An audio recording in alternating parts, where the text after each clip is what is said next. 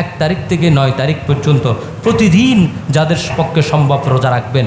আর যদি রোজা রাখা ততদিন সম্ভব না হয় অন্তত একদিন রোজা রাখবেন 9 তারিখ আরাফার দিনে।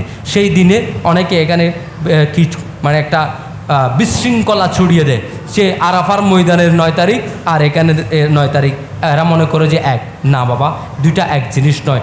আরাফার ময়দান আর আরাফার দিন এক নয়। আরাফার ময়দান আর আরাফার দিন যদি এক হয়, একই টাইম লাগে, তাহলে তো নরওয়েতে তখন রাত, তো তারা কি রাতে রোজা রাখবে? কথা বলেন, তারা কি রাতে রোজা রাখবে?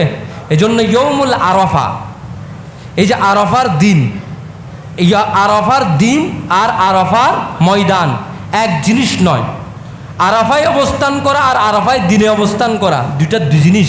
এই কারণে আমাদেরকে বুঝতে হবে রোজা রাখার ব্যাপারটা হলো আরাফার দিনের সাথে সম্পর্কিত, আরাফার ময়দানের সাথে সম্পৃক্ত নয়। কাজেই আমাদের এখানে যেই দিন 9 তারিখ অর্থাৎ জুমাবার দিন, এই দিন 9 তারিখ, সেদিনই আমাদের জন্য আরাফার দিনের রোজা।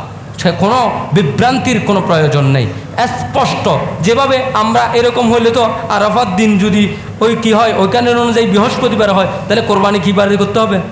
শুক্রবারই করতে হবে। সব বিশৃঙ্খল হয়ে যাবে। আল্লাহ তাআলা এরকম বিশৃঙ্খলাকে কখনো পছন্দ করেন না। রাষ্ট্রের এবং আল্লাহর গতি, যে আল্লাহ সুবহানাহু ওয়া তাআলা গতি দিয়েছেন সূর্যকে, চন্দ্রকে, এগুলো সব কিছু সারা পৃথিবীর জন্য এক একটা কল্যাণকর। আমরা আল্লাহর এই কল্যাণকে গ্রহণ করব। কাজেই আমরা শনিবার দিন যেমন কোরবানি করব, শনিবারের আগের দিন শুক্রবার হচ্ছে আরাফার দিন। আরাফার দিনে আমরা রোজা রাখার চেষ্টা করব। হুজুর করিম সাল্লাল্লাহু আলাইহি ওয়াসাল্লাম বলেছেন, মান সামা ইয়াউমা আরাফাতা গফারাল্লাহু লাহু সানাতান আমামাহু ওয়া সানাতান খালফাহু। আল্লাহর হাবিব বলেছেন, যে ব্যক্তি আরাফার দিনে একটা রোজা রেখেছে অন্তত, আল্লাহ তাআলা তাকে মাফ করে দিবেন। কেমন মাফ?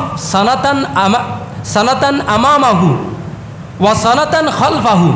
1 বছর আগের গুনাহ এবং 1 বছর পিছনের গুনাহ, 2 বছরের গুনাহ একটা দিনে রোজা রাখার কারণে আল্লাহ তাআলা মাফ করে দিবেন। উচ্চ আওয়াজে বলি সুবহানাল্লাহ। আল্লাহ সুবহানাহু ওয়া তাআলা আমাদেরকে আমল সমূহ করার তৌফিক দান করুক।